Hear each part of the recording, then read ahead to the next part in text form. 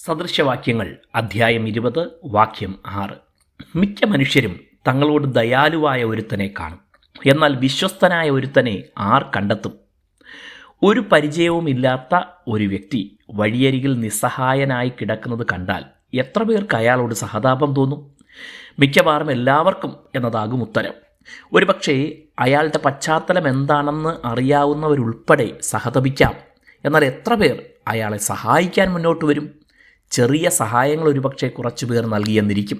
എന്നാൽ അയാളുടെ ജീവിതത്തെ പച്ചപ്പണിയിക്കുന്ന കാര്യമായ രീതിയിൽ കൈപിടിച്ചുയർത്തുന്ന എത്ര പേർ ഉണ്ടാവും? അപൂർവങ്ങളിൽ അപൂർവം പേർ എന്നതാണ് സത്യം. ഇതാണ് ഇവിടെ പറയുന്നത്. മനുഷ്യരിൽ ഭൂരിഭാഗവും ദയാലുക്കളാണ്, എന്നാൽ വിശ്വസ്തർ അപൂർവമാണ്. നമുക്ക് ദയാലുക്കളെങ്കിലും ആയിരുന്നേ തീരൂ. മനസ്സലിയാൻ കഴിയുന്നില്ലെങ്കിൽ കഠിനമായ മനസ്സാണ് നമ്മുടേത്. ദൈവം നമ്മിൽ നിന്ന് ആഗ്രഹിക്കുന്നത് കരുണയും അനുകമ്പയുമൊക്കെയുള്ള ഹൃദയമാണ്. നമ്മുടെ സാഹചര്യങ്ങൾ ഒരുപക്ഷെ പലരെയും സഹായിക്കാൻ ആഗ്രഹമുണ്ടെങ്കിലും അതിനനുവദിക്കാത്ത വിധം മോശമായിരിക്കാം. എന്നിരുന്നാലും ചെറിയ നിലയിലെങ്കിലും കഴിയുന്ന സഹായങ്ങൾ നൽകാൻ കഴിയുന്ന വേളകളിൽ അതിന് മടിക്കരുത്.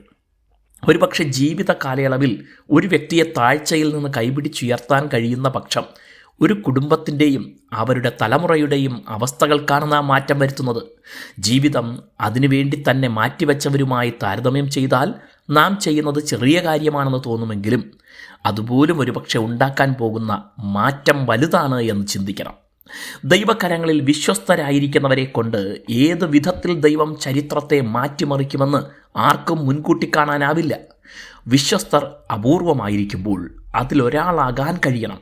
കഴിവുകളേറെ ഉണ്ടായിട്ടും വിശ്വസ്തരല്ലാത്തതിനാൽ ദൈവത്തിന് സഹായിക്കാൻ കഴിയാത്തവരുണ്ടാകാം. എന്നാൽ എടുത്തു പറയത്തക്ക കഴിവുകളൊന്നുമില്ലെങ്കിലും ദൈവം ശക്തമായി ഉപയോഗിച്ച വിശ്വസ്തരെ പോലെ നമുക്കും ദൈവത്തിന് വിശ്വസ്തരാകാം. ദൈവം നിങ്ങളെ അനുഗ്രഹിക്കട്ടെ.